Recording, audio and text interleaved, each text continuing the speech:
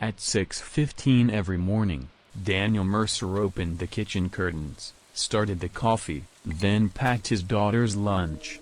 He had followed the same routine for nearly 4 years. Routine made life manageable, predictable, safe. At 38, Daniel was a successful architect at one of Chicago's respected firms, but inside the quiet brick house he had once bought with his wife, titles meant very little. Here, he was simply Emma's father.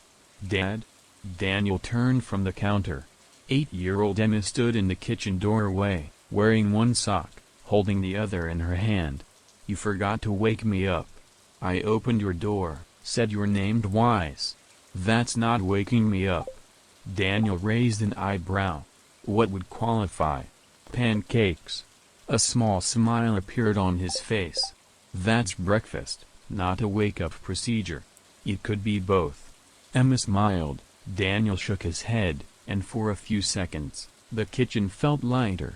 Those moments mattered. There had been a time when laughter came easily to this house.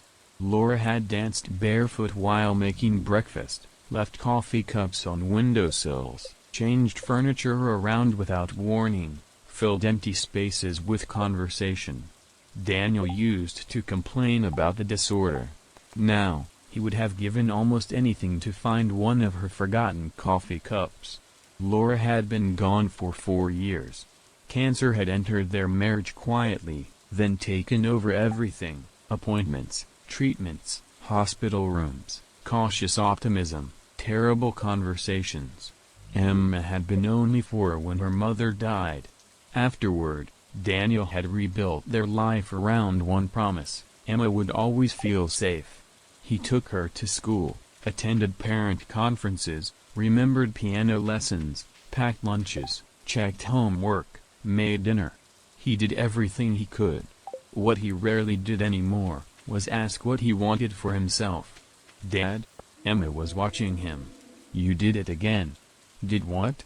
"Looked somewhere when there's nothing there." Daniel glanced toward the window. Children noticed too much. "Just thinking about work." Emma didn't look convinced, but she let it go.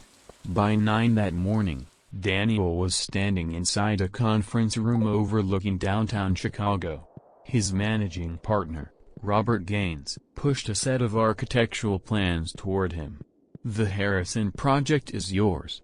Daniel looked down. It was a major riverfront development, the kind of project capable of changing an architect's career. "When?" "Immediately." Daniel already knew the problem. "How bad is the schedule?" Robert hesitated. "Late meetings, side visits, probably some Saturdays." Daniel leaned back. Robert knew about Emma. "You can't keep doing everything alone," Robert said. "I've managed. You've survived." Daniel's expression tightened. There was a difference, and both men knew it. Daniel had designed his professional life around Emma, refusing assignments that demanded too much travel, leaving meetings early when necessary, protecting evenings whenever possible. The Harrison project would change that.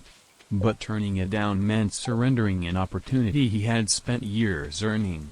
That evening, his mother came for dinner. Margaret Mercer listened while Daniel explained the situation, then gave him the answer he already knew she would give. "Hire a nanny." "No. You didn't even think about it." "I've thought about it before. And I don't want a stranger raising Emma." Margaret sighed. "A nanny isn't replacing you, Daniel." He looked away. His mother softened. "Laura wouldn't want you giving up every part of your life because you're afraid to trust someone." "Don't tell me what Laura would want."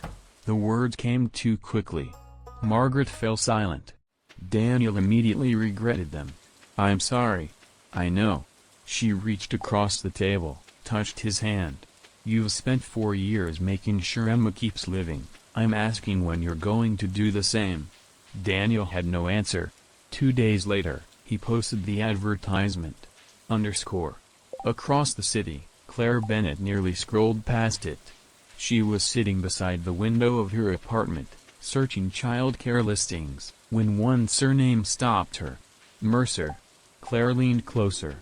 Daniel Mercer. 8-year-old daughter, Emma. Her hand froze over the laptop. Across the room, on a bookshelf, sat a plain wooden box. Claire slowly walked toward it. 11 years earlier, she had known Laura during one of the most difficult periods of Laura's life, when Claire volunteered with a women's support program. Years later, when Laura became seriously ill, she had contacted Claire again. Laura had given her the box. It was meant for Emma. But there had been one unusual instruction. Not on a particular birthday. Not after a certain number of years. Only when Emma was ready. Claire had asked how she could possibly know. Laura's answer had never left her. When she can learn about the past, without believing it changes how much she was loved. Then Laura had added something else. Make sure Daniel is alright, too. Claire had kept her distance after Laura died. Emma was too young. Daniel was grieving. Entering their lives simply to deliver a box had felt intrusive. So she waited. Now, unexpectedly, Daniel was searching for a nanny. Claire stared at the advertisement. She would apply. Not permanently. She would meet Emma, observe the family, understand whether Laura's daughter was ready. Then, if the time felt right, she would deliver the box, fulfill her promise, and leave. That was the plan. Daniel interviewed 4 applicants before Claire arrived. By Saturday morning, he already hated the process. Then the doorbell rang. Claire stood outside, wearing dark trousers, a cream sweater, and a navy coat, her brown hair resting loosely around her shoulders. "Mr. Mercer?" "Daniel." "Claire Bennett." He stepped aside. Emma appeared halfway down the staircase. Claire looked up. For one brief moment, her composure disappeared. Emma had Laura's eyes. Daniel noticed. "Everything okay?" Claire recovered quickly. "Yes, sorry." Emma came downstairs. Claire didn't rush toward her, didn't speak in an exaggerated cheerful voice, didn't try to win her over. She simply smiled. "Hi, Emma." "Hi." Emma noticed a book inside Claire's bag. "Is that The Secret Garden?" Claire looked down. "It is." "You read kids' books?" "I read good books." Emma considered that answer. "Mary is mean at first." Claire smiled. "Maybe she's lonely at first." Emma became quiet. Daniel watched them. 20 minutes later, Emma was sitting on the living room rug, discussing books with Claire as though the interview had somehow stopped being an interview. Claire didn't treat Emma as fragile. She didn't force conversation. She simply gave the girl room to decide when she wanted to speak. Daniel hadn't expected to like that. When Claire finally left, he stood beside Emma at the window. "I like her," Emma said. Daniel glanced down. "You've known her 40 minutes. Sometimes that's enough." Daniel almost laughed. Outside, Claire reached her car. Her phone vibrated before she could start the engine. A message from Daniel. "Emma would like you to come back Monday. If you're still interested, we'd like to offer you the position." Claire stared at the screen. This was supposed to be simple. Meet them, observe Emma, decide whether she was ready, deliver Laura's box, leave. Claire looked back toward the house. For the first time, she wondered whether keeping Laura's final promise might require her to become part of the family she had spent 4 years trying not to disturb. Claire arrived Monday afternoon at exactly 3.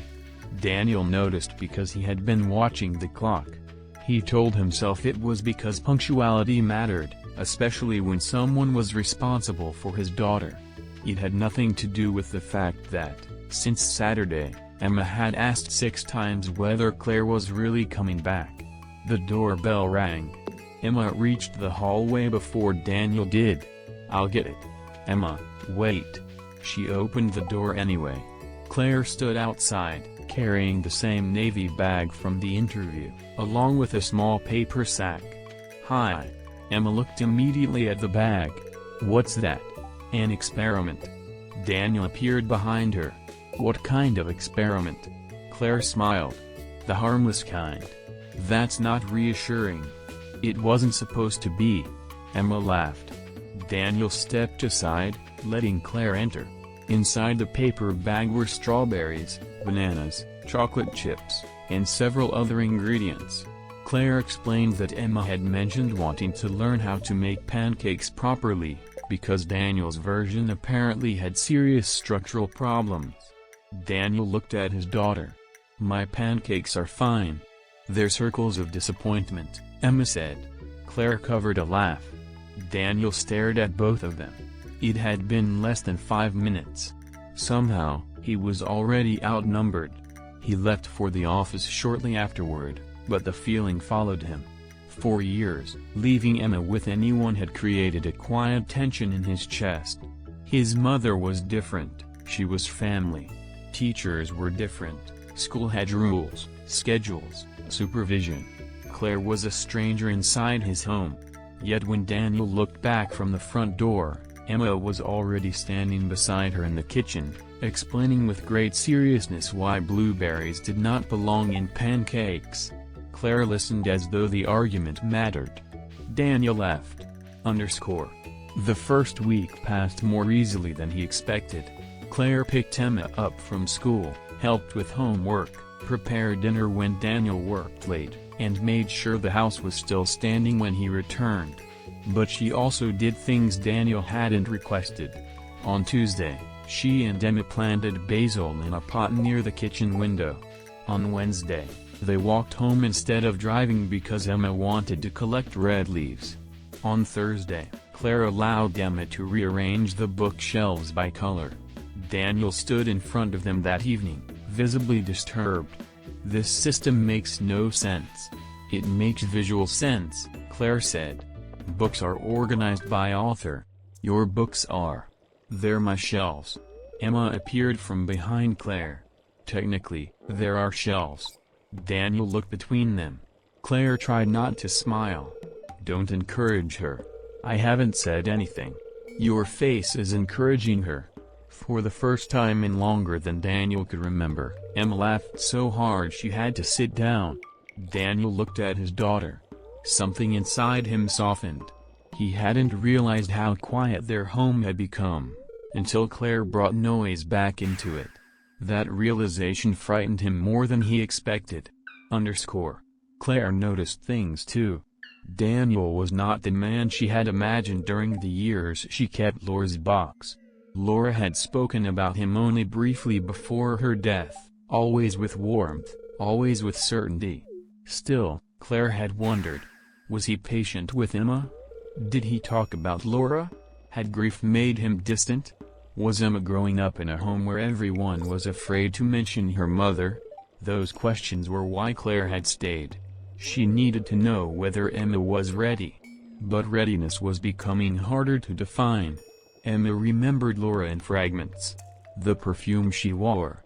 The yellow raincoat she owned. The way she cut sandwiches diagonally. But when Claire gently asked one afternoon what Emma remembered most, the girl shrugged. "Sometimes I don't know if I remember Mom, or if I remember Dad telling me things." Claire's chest tightened.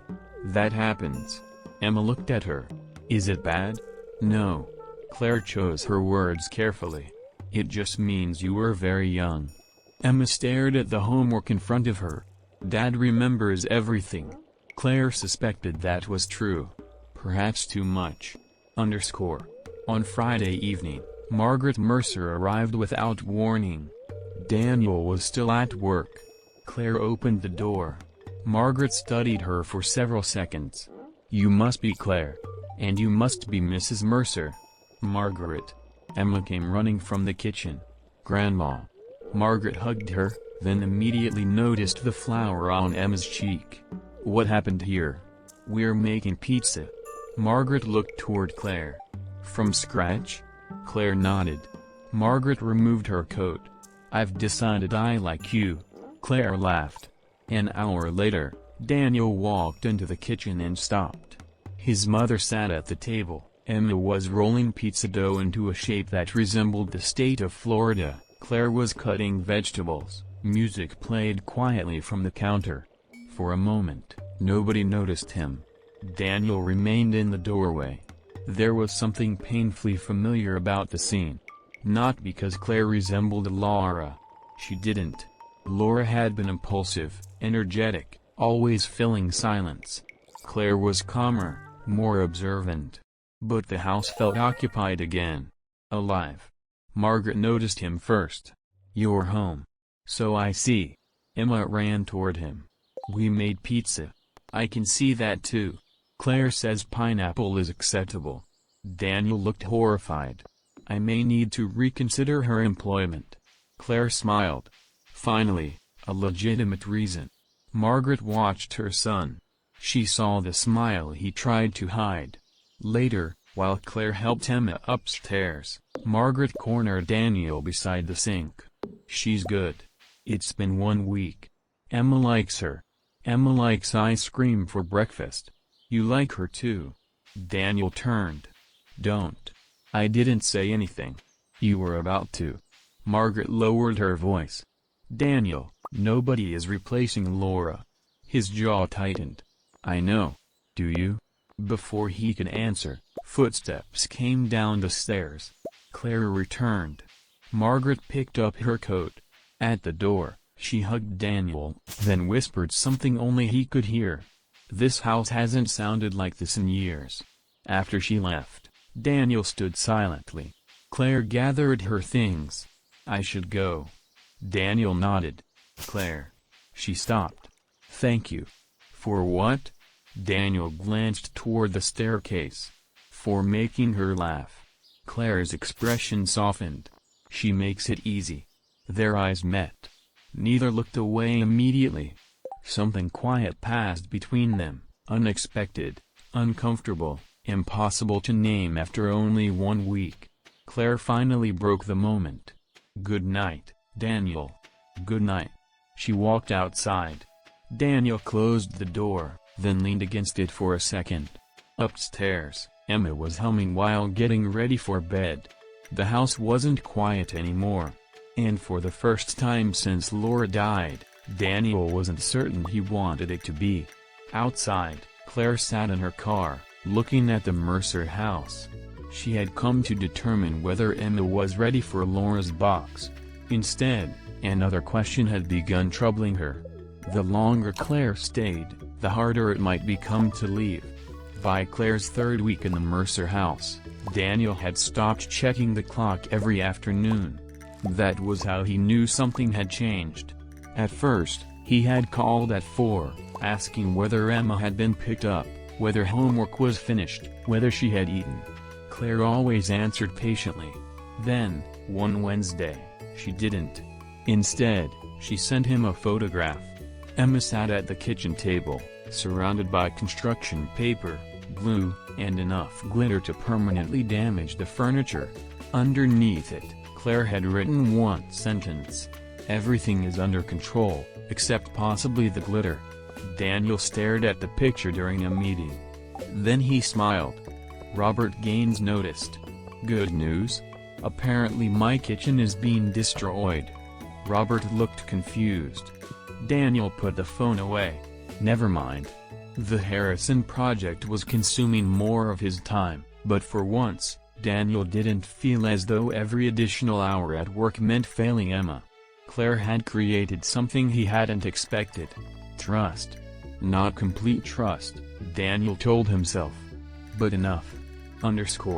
Claire's relationship with Emma had deepened too. Emma no longer waited politely for Claire to arrive. She watched for her through the school gates. She brought home drawings specifically to show her.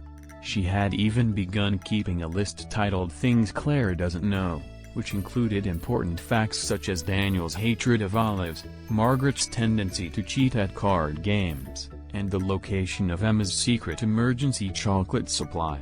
One afternoon, Claire found another item added to the list. "Dad doesn't like October." Claire looked at Emma.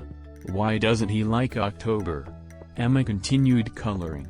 "Mom died in October." Claire became still. She knew when Laura had died, of course. But hearing Emma say it so plainly felt different. "Does October make you sad too?" Sometimes.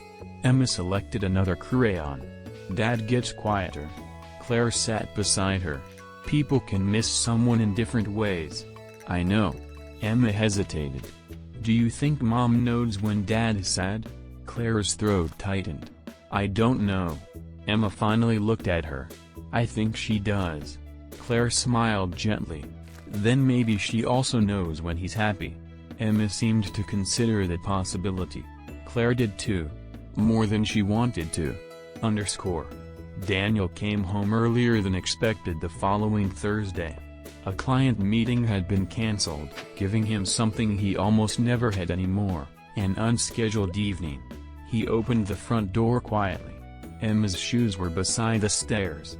Claire's coat hung near his. Music drifted faintly from the kitchen. Daniel followed the sound. Then he stopped. Emma stood on a chair beside the counter, carefully pressing cookie dough into uneven shapes. Claire was beside her, sleeves pushed to her elbows, flour on one cheek. Neither had noticed Daniel. Claire was humming. At first, Daniel only registered the melody as familiar. Then Claire began singing softly. His hand tightened around his briefcase. The room seemed to disappear. He knew that song. Laura had sung it when Emma was a baby. Not a song from the radio. Not something from a children's album. Laura had created it herself, changing the words whenever Emma wouldn't sleep. Daniel had heard it hundreds of times from the hallway, from the nursery, beside hospital beds during Laura's final year. After she died, he had never sung it. He couldn't. Emma had been too young to remember most of the words.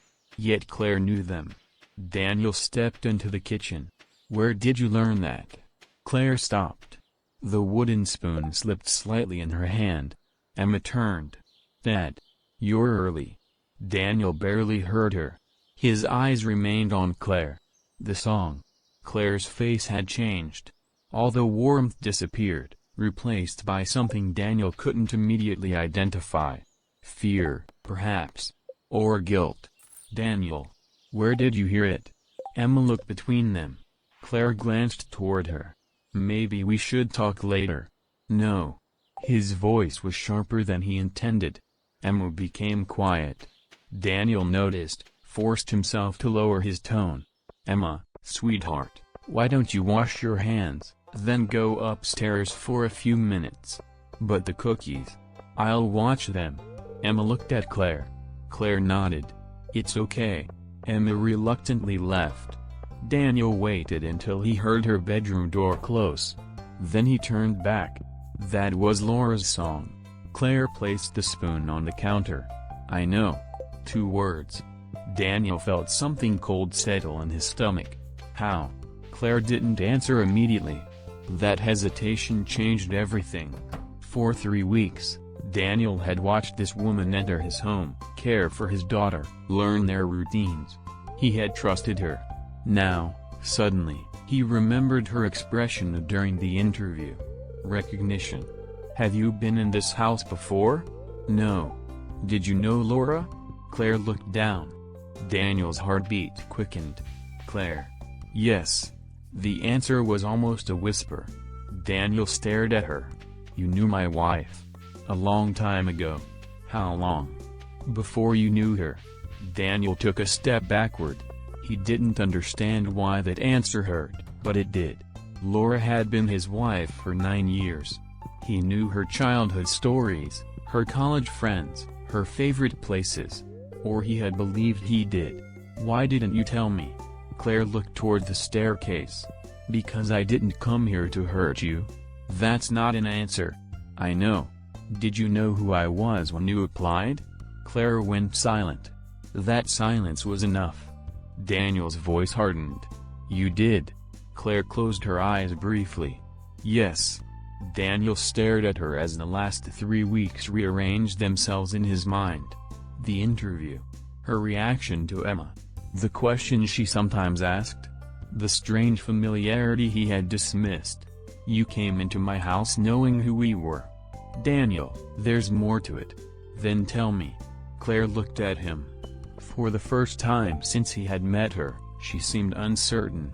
"I knew Laura 11 years ago," she said. "She was going through something difficult." "What?" "That's not mine to tell carelessly." "She's dead, Claire." The words landed heavily between them. Claire flinched. Daniel immediately regretted saying them that way, but his anger was stronger than his regret. "What did my wife tell you?" Claire's eyes filled with sadness. "Things she was trying to survive." Daniel said nothing. Claire continued quietly. "The song came from that time. She used to hum it before Emma ever existed." That made even less sense. Daniel had always believed Laura created it for their daughter. "You expect me to believe that?" "No," Claire said. "I expect you to have questions. I have one." Daniel stepped closer. "Why are you really here?" Claire's face went pale. "Upstairs," Emma called down. "Are the cookies burning?" Neither adult answered. Daniel looked at Claire, waiting. She had known Laura. She had known the song. And she had known exactly who Daniel and Emma were before she ever walked through their door. Claire finally spoke. "I can't explain this in 5 minutes." Daniel's expression hardened. "Then you'd better decide how much time you need." Claire looked toward Emma's schoolbag, then toward the hallway. For 3 weeks, she had been waiting to decide whether Emma was ready for Laura's final gift. Now the decision was no longer hers alone. The truth had entered the house before Claire was ready to bring it in. The cookies burned. Neither Daniel nor Claire noticed until the smoke alarm broke the silence hanging between them. Emma came running downstairs. "What's happening?" Daniel pulled the tray from the oven before answering. "Nothing." Emma looked from his face to Claire's. Children could recognize tension long before they understood it. Claire forced a smile. "The cookies sacrificed themselves." Emma didn't laugh. Daniel lowered his voice. "Emma, sweetheart, why don't you spend the night at Grandma's?" Emma frowned. "But it's Thursday." "I know. Did I do something wrong?" The question hit Daniel harder than anything else that evening. He knelt beside her. "No. This has nothing to do with you." Emma looked at Claire. "Will you still be here tomorrow?" Claire hesitated for the smallest fraction of a second. "Yes," she said gently. "I'll be here." It wasn't a promise she was certain she could keep. An hour later, Margaret arrived. She immediately sensed the atmosphere inside the house. Emma hugged her, grabbed her overnight backpack, and left after kissing Daniel goodnight. The front door closed. Silence returned. Margaret looked at her son. "What happened?" Daniel rubbed both hands across his face. "Claire knew Laura." Margaret blinked. "What?" "Before we met." Margaret slowly turned toward Claire. Claire nodded. "I should have told him sooner." Margaret studied her carefully, not with accusation, but with curiosity. "Do you two need privacy?" Daniel answered first. "No." Claire surprised him. "Actually, I think she should stay." Daniel looked at her. Claire spoke softly. "Laura loved Margaret." It was such an ordinary sentence, yet it immediately changed the room.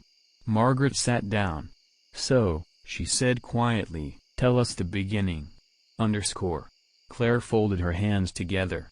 11 years ago, I was 21. I volunteered at the Women's Resource Center on the South Side. Daniel listened without interrupting. Laura came there every Wednesday evening. He frowned. "Why?"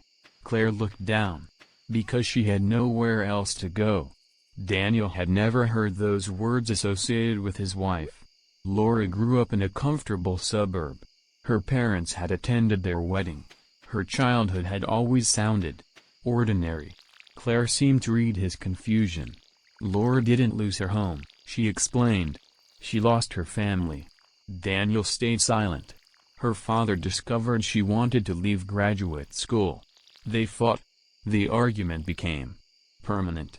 Claire searched for the right word. She was 24. Proud. Stubborn. Terrified. She walked out with one suitcase. Daniel stared at the table. Laura had told him she changed graduate programs because it wasn't the right fit. Nothing more. She never told you because she eventually reconciled with them, Claire continued. By the time you met her, the worst had already passed. Margaret nodded slowly.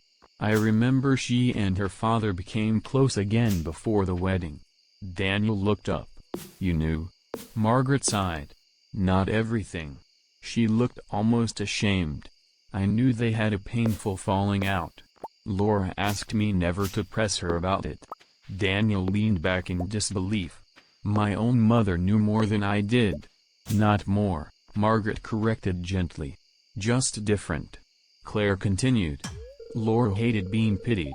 At the center, she helped everyone else before accepting help herself. A faint smile appeared on Claire's face. She organized donation shelves, made coffee, stayed late cleaning. That sounds like Laura, Daniel admitted quietly. It does. For the first time since the confrontation, something softened between them. Claire stood and walked toward the bookshelf. There was one woman named Mrs. Alvarez, she said. She had dementia. Every Wednesday, she'd forget why she was there. Daniel watched. Laura sang to calm her. Claire looked over her shoulder. Not because she was a singer. Because music reached people when words couldn't. Daniel's chest tightened. That lullaby wasn't for Emma? Claire shook her head. It existed years before Emma was born. Daniel closed his eyes. He suddenly remembered Laura humming absent-mindedly while washing dishes during their first apartment together. He had assumed she was inventing melodies. Maybe she had been remembering them. So why change the words? Claire smiled sadly. When Emma arrived, Laura said every child deserved a song that belonged to them. Daniel swallowed hard. Even the lullaby carried a history he had never known. The evening grew darker outside. Rain tapped gently against the windows. Daniel asked the question he had been avoiding. If all this is true. He looked directly at Claire. Why didn't you tell me during the interview? Claire answered honestly. Because I wasn't there for you. The words surprised him. I came for Emma. Daniel frowned. Claire took a slow breath. When Laura contacted me before she died, she wasn't asking me to reconnect with her husband. She paused. She was asking me to protect her daughter. Daniel felt something shift. Protect her from what? Claire's eyes filled with quiet sadness. From receiving the truth before she was ready. Margaret looked between them. What truth? Claire hesitated. Then she shook her head. Not tonight. Daniel stood. No more half answers. I'm not trying to deceive you. It feels exactly like deception. Claire accepted the accusation. I know. She walked toward her navy bag resting beside the door. For a brief second, Daniel thought she was leaving. Instead, she reached inside and removed an old brass key attached to a faded blue ribbon. She placed it carefully on the dining table. Margaret leaned forward. Daniel recognized nothing about it. What is it? Claire looked at the key, then at Daniel. The key to the wooden box Laura asked me to keep. Daniel's heartbeat slowed. The box exists. Yes. Where is it? Claire met his eyes. In my apartment. The room became perfectly still. For 4 years, Claire said quietly, I've carried something that belongs to Emma. Daniel stared at the small brass key lying between them. Suddenly, the mystery was no longer about a song. It was about a promise. And somewhere inside a locked wooden box, Laura had left behind a part of her life that even her husband had never been allowed to open. Daniel barely slept that night. The brass key remained on the kitchen table, exactly where Claire had left it. He walked past it several times, poured water he didn't drink, checked the locks twice, then stood at the window, watching rain slide down the glass. A box. Laura had left a box for Emma, and for 4 years, another woman had kept it. Worse, Claire had entered his home knowing exactly who they were. By morning, Daniel's confusion had hardened into suspicion. He needed facts. Not memories. Not careful explanations. Facts. After dropping Emma at school, he drove home, went upstairs, and opened the closet in his bedroom. Laura's belongings were stored in 3 containers on the highest shelf. Daniel had not opened them in almost 2 years. He pulled the first one down. The smell struck him before anything else. Faint lavender, old paper, fabric that had spent years sealed away. He sat on the floor. Photographs. Birthday cards. Receipts. A scarf. An old planner. Daniel almost put everything back. Then he saw a small envelope wedged inside the planner. Across the front, Laura had written one word. Claire. His hand stopped. Inside was a photograph. Laura stood outside a brick building, younger than Daniel remembered her, thinner, wearing jeans and an oversized gray sweater. Beside her stood Claire. Much younger too, but unmistakably Claire. They were smiling. On the back, Laura had written, "The year everything almost fell apart, and the friend who would let it." Daniel read the sentence twice. Claire had told the truth. Somehow, that didn't make him feel better. It made everything more complicated. Claire arrived that afternoon expecting Daniel to be at work. He was waiting in the living room. She knew immediately. "Where's Emma?" "My mother is picking her up." Claire slowly removed her coat. "So you wanted to talk?"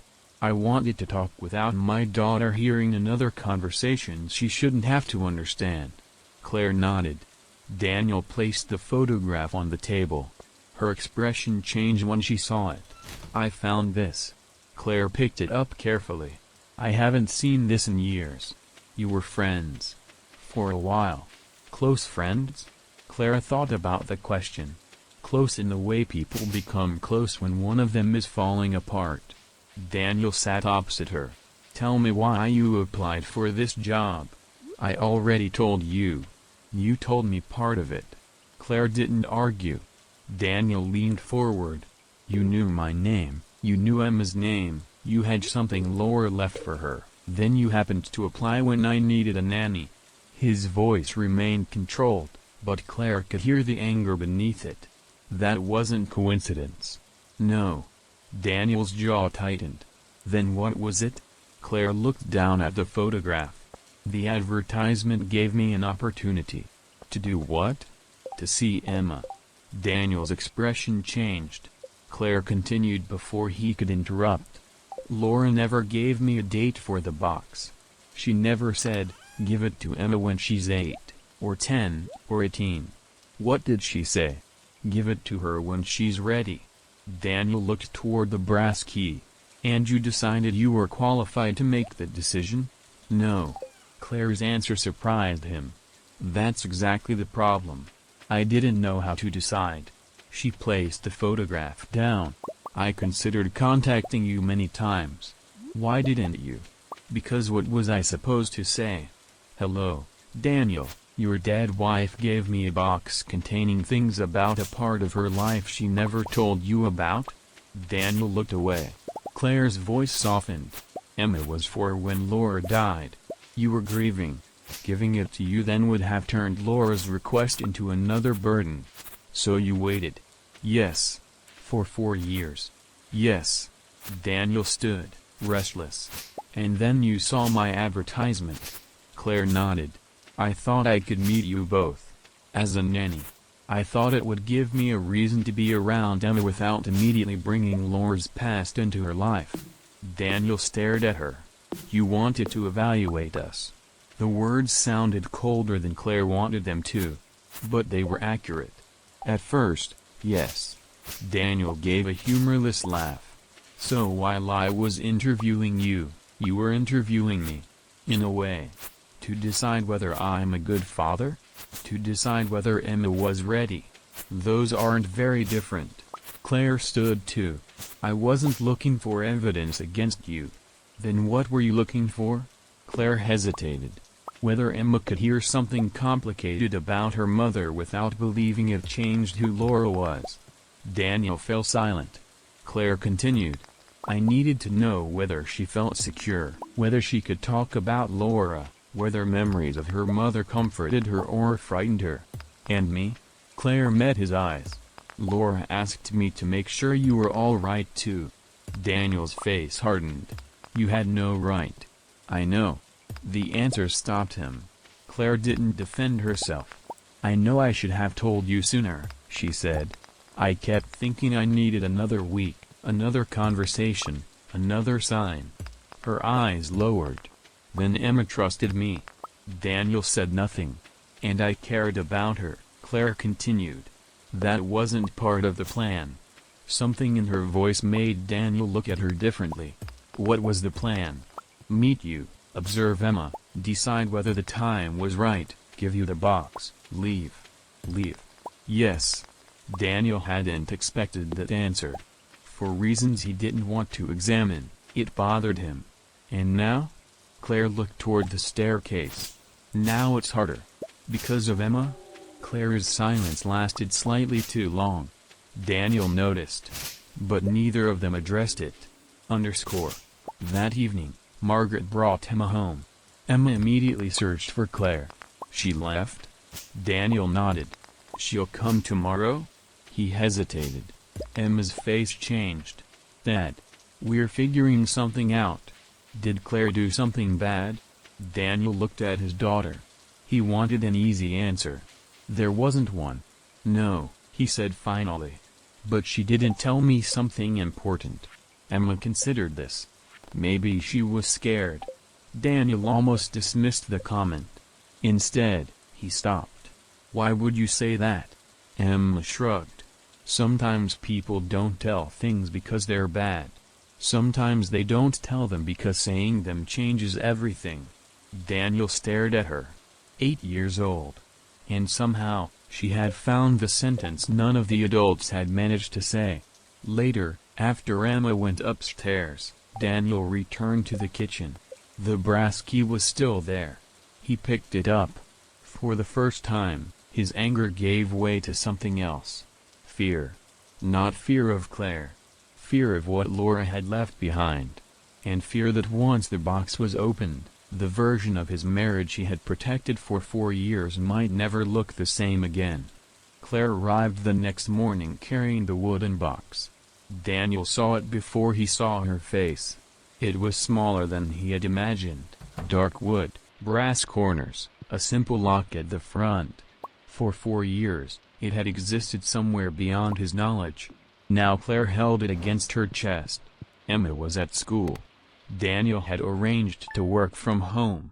Neither of them pretended this was an ordinary morning. Come in, he said. Claire stepped inside. She placed the box on the dining table, gently, almost carefully enough to make Daniel uncomfortable. He stared at it. That's it? That's it. Daniel sat down. Claire remained standing. Before you open it, there's something you need to understand. Daniel looked up. I'm tired of being told what I need to understand. I know. Claire pulled out the chair opposite him.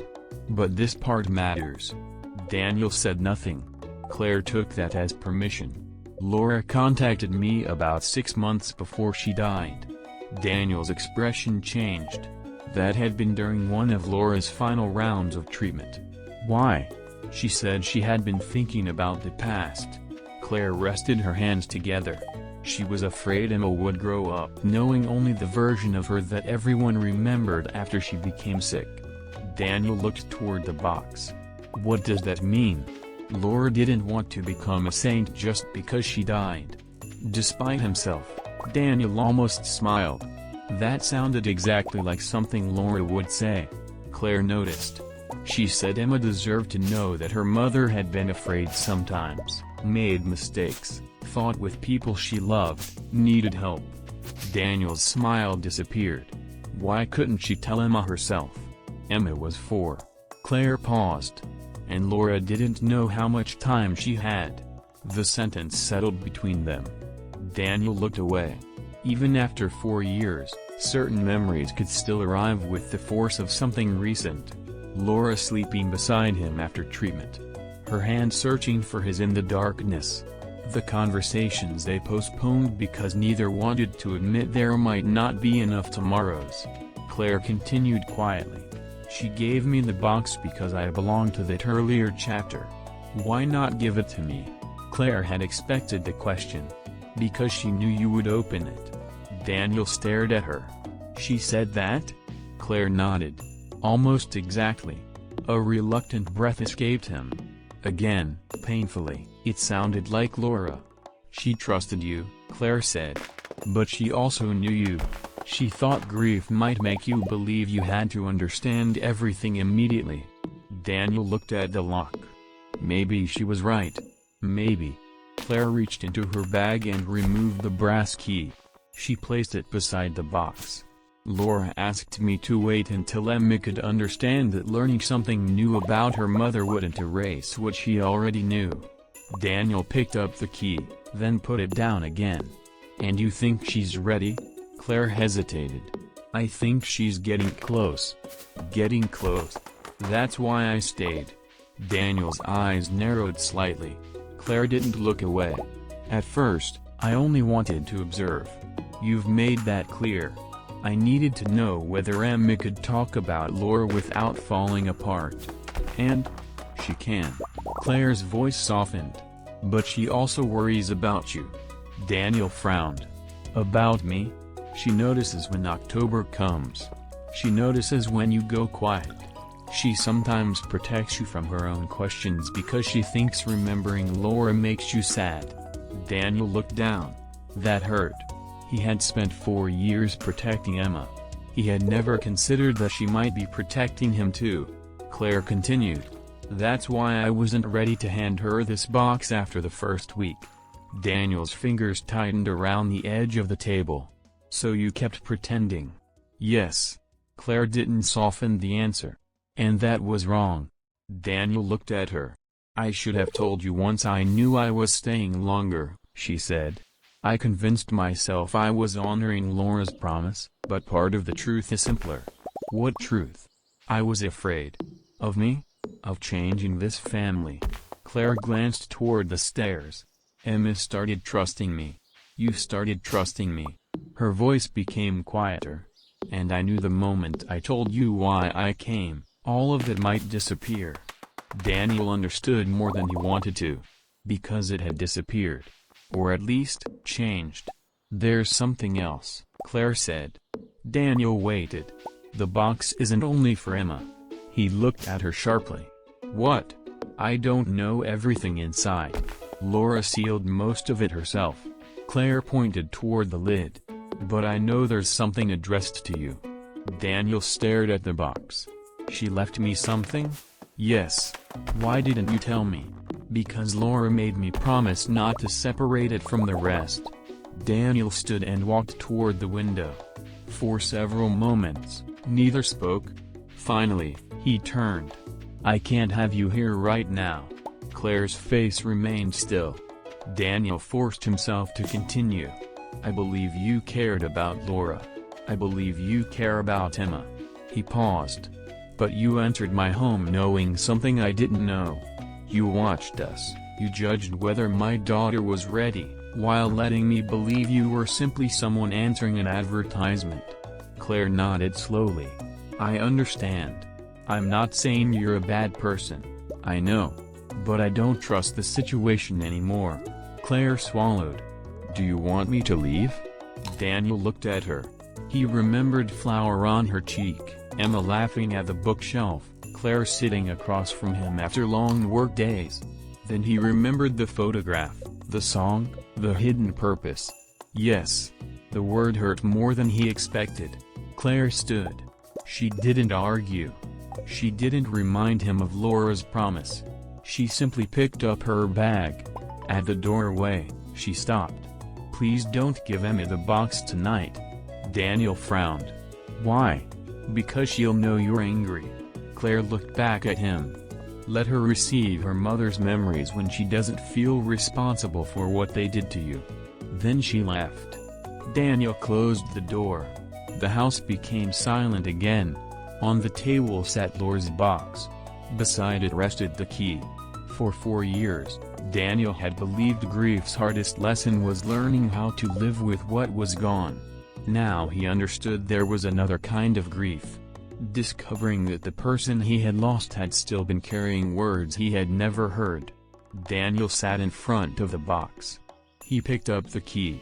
But he didn't open it. Not yet. Emma knew something was wrong the moment Daniel picked her up from school. Claire usually waited near the front gate, sometimes holding 2 cups of hot chocolate when the afternoon was cold. That day, only Daniel was there. Emma climbed into the car, buckled her seatbelt, then looked toward the sidewalk. "Where's Claire?" Daniel started the engine. "She's not coming today." "Is she sick?" "No." Emma waited. Daniel kept his eyes on the road. "Then when is she coming back?" He tightened his hands around the steering wheel. "Claire won't be working with us anymore." Silence filled the car. Daniel glanced at the rearview mirror. Emma was staring out the window. "Why?" "It's complicated. That's what adults say when they don't want to explain something." Daniel almost smiled, but Emma's expression stopped him. "Claire didn't tell me something important." "Did she lie?" "Not exactly." "Did she hurt someone?" "No." "Did she do something bad to me?" "No." Emma turned toward him. "Then why can't she come back?" Daniel had spent the entire afternoon preparing answers. None of them seemed good enough now. Because sometimes, when trust changes, people need some distance. Emma looked down at her hands. "Did you ask me?" Daniel frowned. "Ask you what?" "If I wanted distance." The question stayed with him for the rest of the drive. At home, Emma walked into the kitchen, then stopped. The wooden box sat on the dining table. Daniel had forgotten to move it. Emma approached slowly. "What's that?" Daniel stood immediately. "Something your mother left." Emma turned. "Mom?" "Yes." Her eyes widened. "For me?" Daniel hesitated. "Eventually." Emma touched the edge of the box. "Did Claire bring it?" He didn't answer quickly enough. Emma understood. She knew Mom. "Yes." "That's the thing she didn't tell you?" "Part of it." Emma looked at the box again. Instead of excitement, Daniel saw confusion. Then something worse. Fear. "Did Claire leave because of Mom?" Daniel's chest tightened. "No." "But you got angry because she knew Mom." "Emma, so if I ask about Mom, will you get angry too?" Daniel frowns. "No. Never." Emma nodded, but she didn't look convinced. She went upstairs without asking to open the box. Daniel remained beside the table. Claire's final warning returned to him. Let Emma receive her mother's memories when she doesn't feel responsible for what they did to you. Daniel finally understood what Claire had meant. Margaret arrived shortly after dinner. Emma had called her. Daniel discovered that when his mother walked into the kitchen without taking off her coat. "What did you do?" Daniel stared at her. "Good evening to you too." "Emma says Claire is gone. I asked her to leave." Margaret closed her eyes. "Of course you did." Daniel's irritation roused. "You don't know everything. Then tell me." So he did. He explained the advertisement, Claire's original intention, Laura's instructions, the box, the weeks Claire had spent observing them. Margaret listened without interrupting. When he finished, she sat down. "She should have told you." Daniel nodded. "Thank you. But," he sighed, "there it is." Margaret ignored him. Was she trying to hurt Emma? No. Was she trying to get money? No. Was she trying to manipulate you? I don't know. Margaret raised an eyebrow. Do you really believe that? Daniel looked away. No. Margaret softened. Then you're angry because she made a decision about your family without including you. Exactly. And you have every right to be angry. Daniel hadn't expected agreement. Then Margaret continued. But anger doesn't automatically make your decision wise. He stared at her. She entered my home under false pretenses. Partly false pretenses. That's supposed to make it better? No. It's supposed to make it accurate. Margaret looked toward the staircase. That woman spent weeks caring for Emma. Was that fake? Daniel didn't answer. The laughter? No. The patience? No. The way Emma started looking forward to coming home? Daniel's jaw tightened. No. Margaret leaned forward. Then don't confuse a bad decision with a bad person. The words landed harder than Daniel wanted them to. He looked toward Laurie's box. Margaret followed his gaze. Is that it? Yes. Have you opened it? No. Why? Daniel stared at the brass lock. I don't know. Margaret studied him for a moment. I do. He looked at her. You're afraid Laura might become complicated. Daniel's expression hardened. She was my wife. Exactly. Not a photograph, not a memory, not a perfect woman frozen at 35. Margaret's voice softened. She was human. Daniel looked down. For 4 years, he had preserved Laura in the safest possible way. The loving wife. The devoted mother. The woman cancer had taken too early. Maybe Claire hadn't threatened Laura's memory. Maybe she had threatened Daniel's control over it. Margaret stood. You've spent years believing loyalty means keeping everything exactly as Laura left it. She touched his shoulder. But Laura left because she had no choice. Her voice became quiet. You still have one. After Margaret left, Daniel waited until Emma was asleep. Then he carried the wooden box into the living room. He sat beneath the lamp, placed the brass key into the lock, and turned it. A soft click. Daniel lifted the lid. Inside were photographs, several envelopes, a small notebook, and a flash drive labeled in Laura's handwriting. For Emma, when she's ready. Daniel touched the words. Beneath it was another envelope. His name was written across the front. Daniel. His breath caught. He lifted it carefully. On the back, Laura had written one additional sentence. Please read this before you decide that loving me means you have to stay alone. Daniel stopped breathing for a moment. He read the sentence again. Then again. 4 years of carefully controlled grief seemed to shift beneath him. Daniel opened the envelope. The first line was unmistakably Laura. Daniel, if you're reading this, then Claire finally decided you're ready to. A broken laugh escaped him. Even now, Laura had found a way to surprise him. Beside the letter sat the flash drive. Daniel reached for his laptop. Whatever Laura had left behind, he was finally ready to hear it. And for the first time, Daniel wondered whether the person Claire had truly been waiting to become ready was never Emma. Maybe it had been him. Daniel read the first paragraph 3 times. Not because Laura's handwriting was difficult to understand, but because seeing her words again made 4 years disappear. For a moment, she wasn't gone.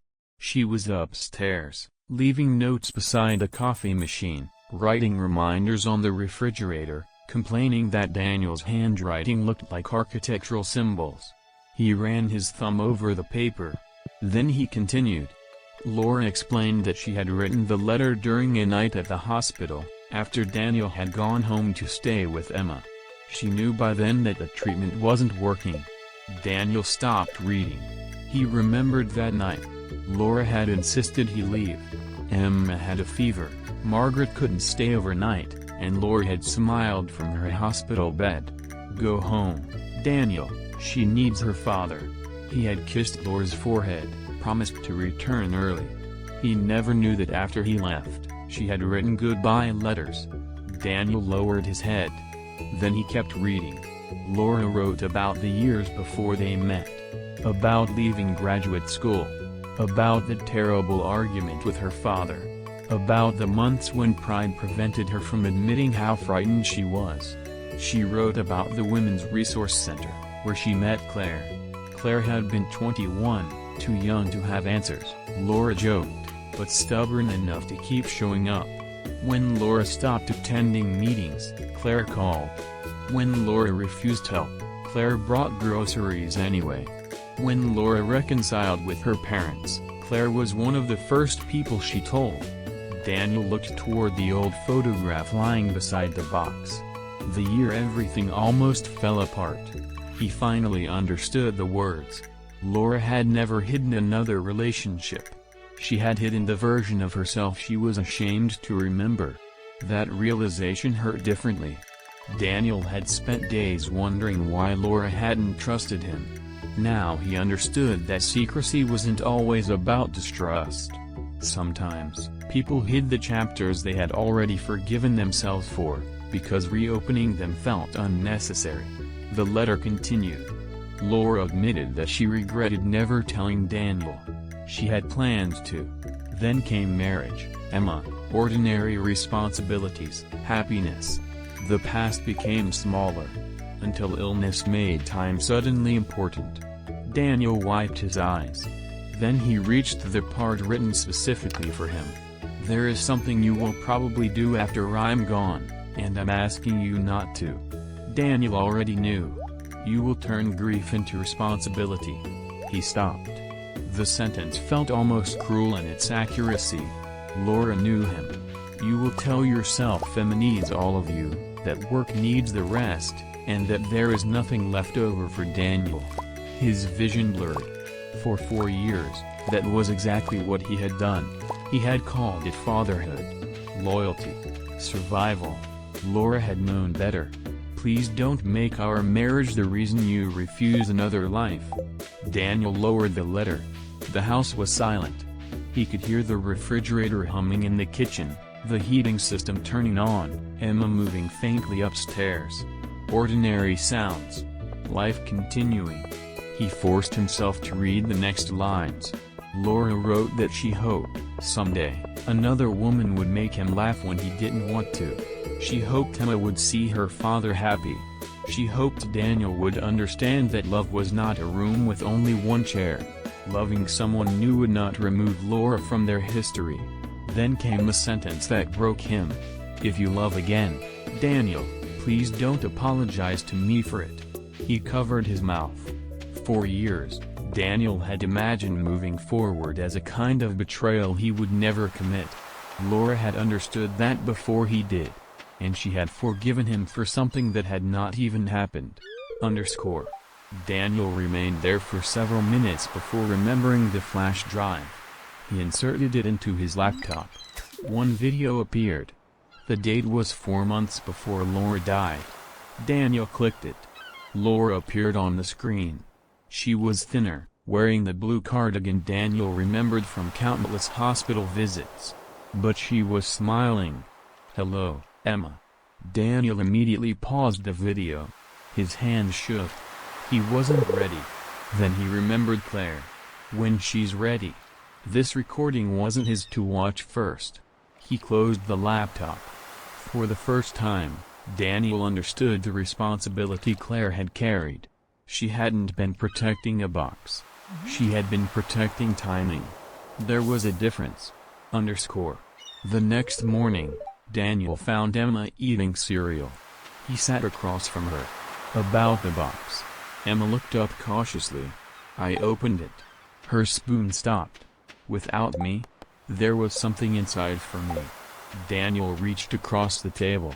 I didn't open what belongs to you. Emma relaxed slightly. Was it from Mom? Yes. What did she say? Daniel smiled through the ache in his chest. That I've been very stubborn. Emma considered this. Grandma says that too. Daniel laughed. A real laugh. Emma smiled. Then she became serious. Can I open my things? Not all at once. Why? Because some memories are heavy. Emma frowned. Like sad? Sometimes.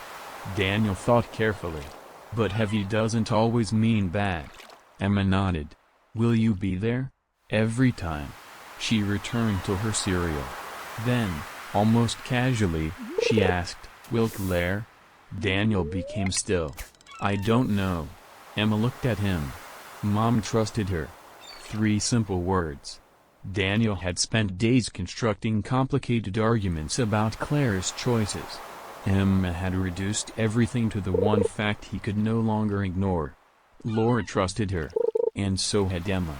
Daniel looked toward the window. "I think I made a decision too quickly." Emma smiled slightly.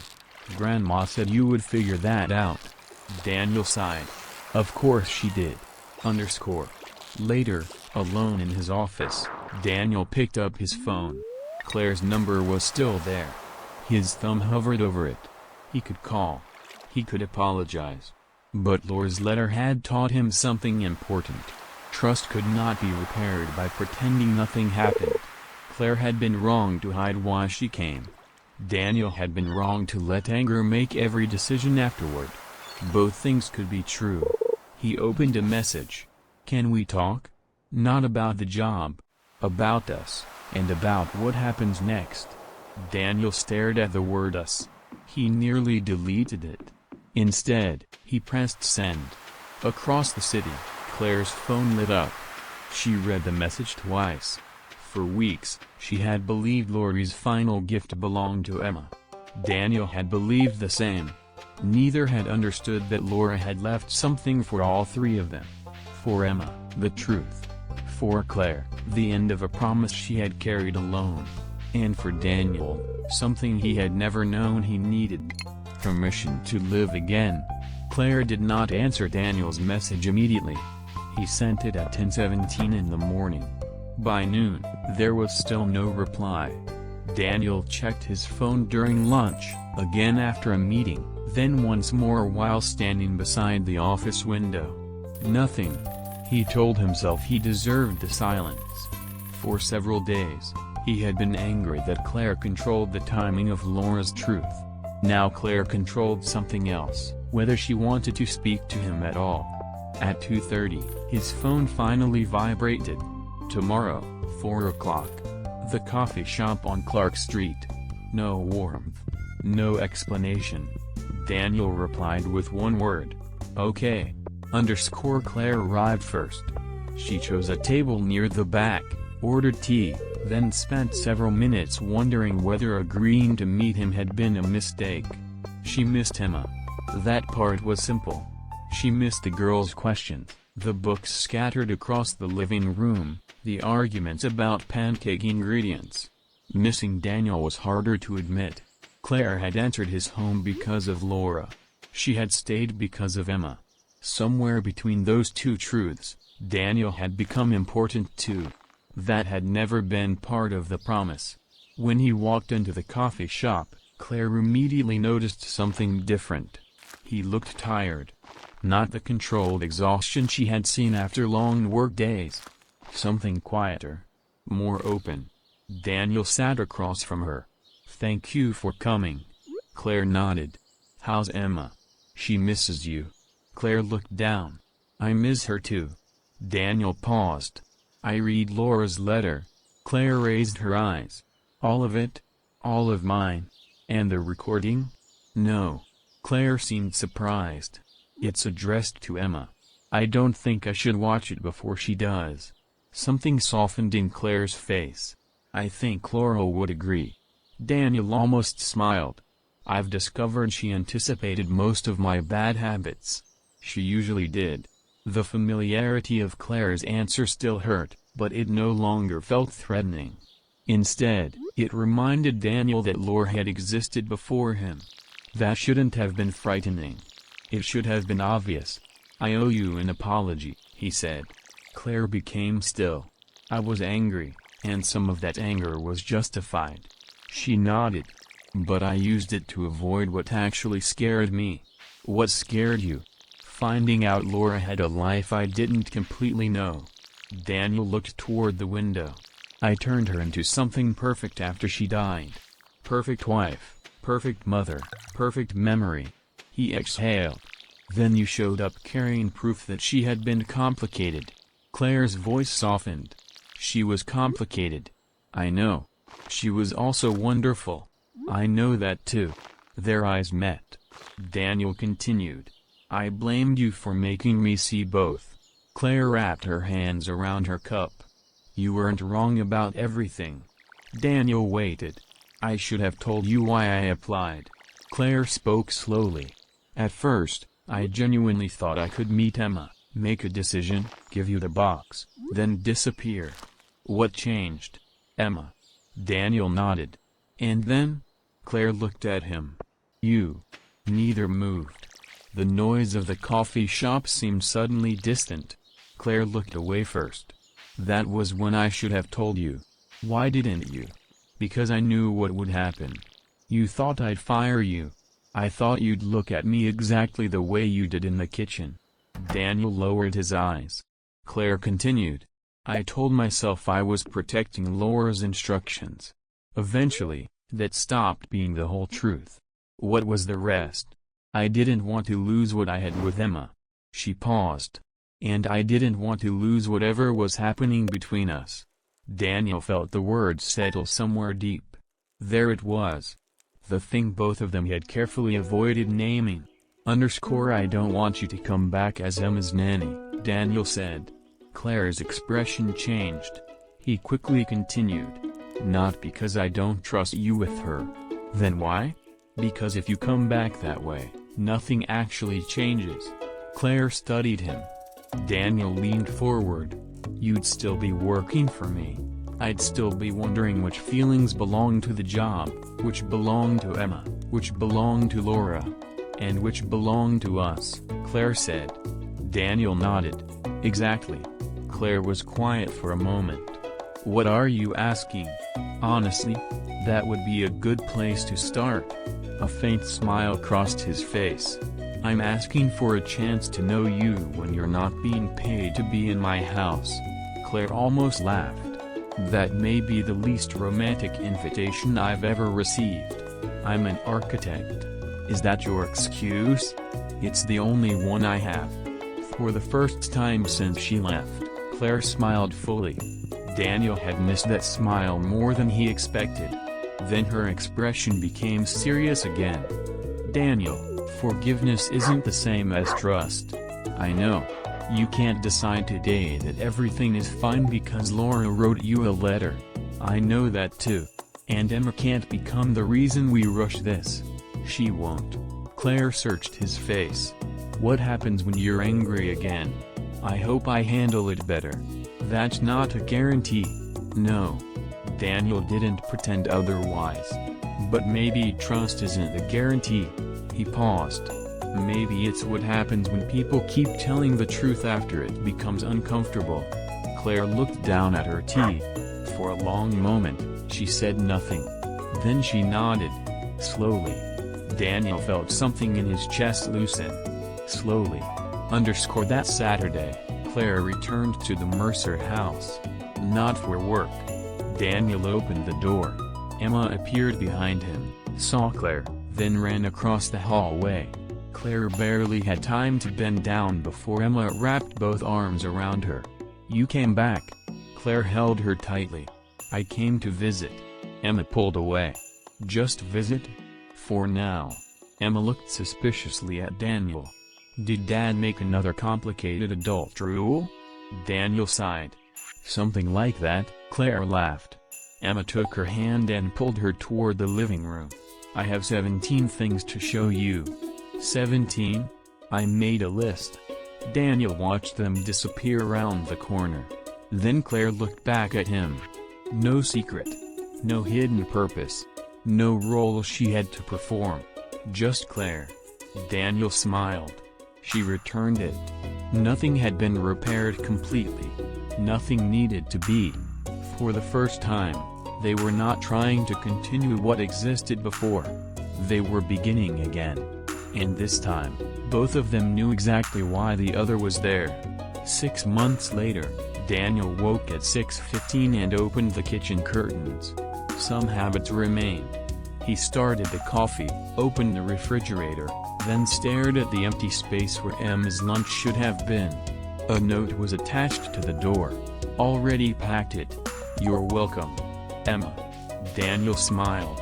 His daughter had recently decided that being 9 meant she was capable of managing several parts of her own life. Whether she was actually capable remained debatable. But Daniel was learning not to control everything. That lesson had taken longer than he wanted to admit. Footsteps sounded behind him. Emma entered the kitchen, her hair still messy from sleep. "Did you find my note?" "I did. I made my own sandwich." Daniel became suspicious. "What did you put in it?" "Food, Emma." She smiled. "Peanut butter. And chocolate chips." Daniel closed his eyes. "That's not lunch. It's innovation." Before he could respond, the doorbell rang. Emma immediately ran toward the hallway. Daniel didn't need to ask who it was. Claire entered carrying a paper bag and 2 cups of coffee. She no longer had a key. That had been intentional. After their conversation at the coffee shop, Daniel and Claire had agreed to begin again without pretending the previous months had never happened. Claire found another job, coordinating family programs at a neighborhood community center. She came to the Mercer house because she wanted to. Not because Daniel employed her. Not because Laura had given her a responsibility. And not because Emma needed a nanny.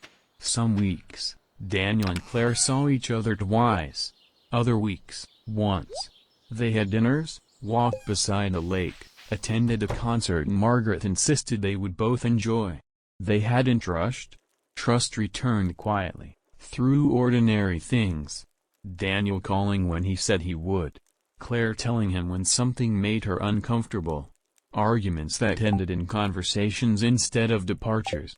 Truth, repeated often enough, had become something dependable. "What's in the bag?" Emma asked. Claire smiled. "Actual lunch." Daniel pointed toward his daughter. "Thank you, traitor," Emma muttered. The wooden box now rested on a shelf in the living room. It was no longer locked. Daniel and Emma had opened it slowly, just as Claire suggested. One item at a time. One story at a time. Some evenings, Emma wanted photographs. Other evenings, she asked Daniel to read one of Laura's letters. The video had taken longer. Emma finally watched it on what would have been Laura's 39th birthday. Daniel sat on one side of her. Claire sat on the other, at Emma's request. Laura appeared on the screen, thinner than Emma remembered, but smiling. She told her daughter about mistakes she had made, people who had helped her, fears she had overcome. She told Emma that strength did not mean never needing anyone. Then Laura sang the lullaby. Emma cried.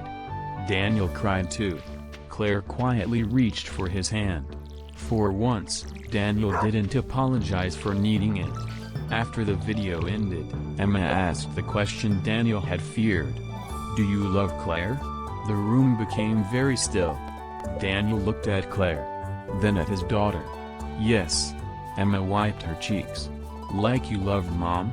Daniel considered the question carefully. "No." Emma frowned. Daniel continued. "I love Claire like I love Claire." He touched the wooden box. "And I loved your mother like I loved your mother." Emma thought about that. "So one doesn't cancel the other?" "No." Claire looked away, blinking quickly. Emma nodded. "Good." Then she asked for pizza.